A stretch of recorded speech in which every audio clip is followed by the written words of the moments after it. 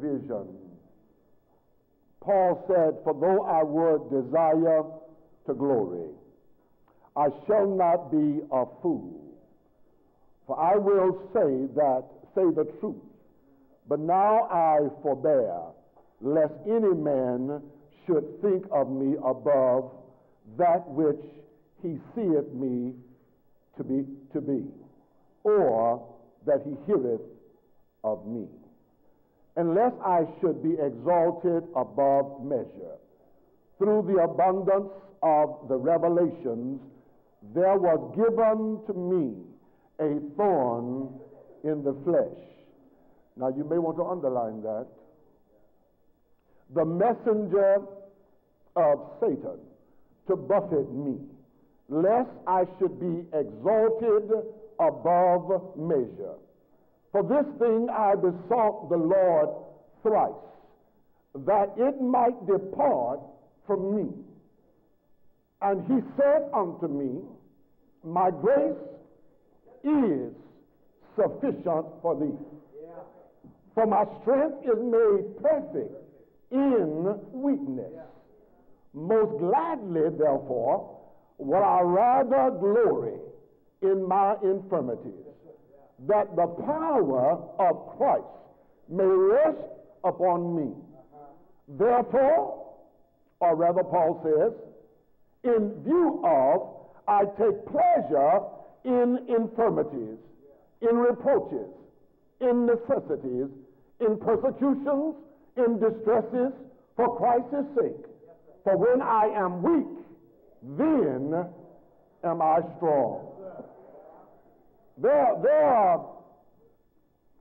are times when the one thing you want is the one thing you never get. Paul, in this his pleading prayer for power, asked God to remove a stone. And I'm not talking about just a little prick or a splinter, but this was something that pierced the soul of Paul's heart, becoming a matter of persistent prayer. He said, "I pleaded with the Lord thrice, 3 times, to remove the thorn." I don't understand sometimes, but I believe that there are some things that happen in life that cause us to run to God. There are some things that go on in our human experience that call us to cry to the Lord and plead with Him to remove. How often does God, in loving mercy, protect us from sin by some trouble? The prodigal never would have come to himself until a hog pen became his place of residence.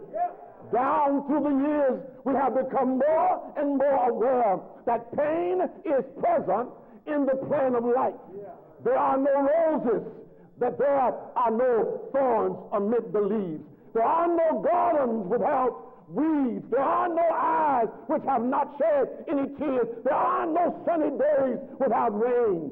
Somewhere on life's path, our flesh is pierced by a person or a problem, by a temptation or a trial.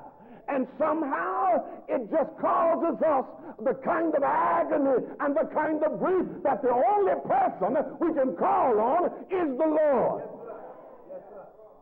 I can hear Paul saying now, there's some things I can't tell some of y'all because y'all can't handle it.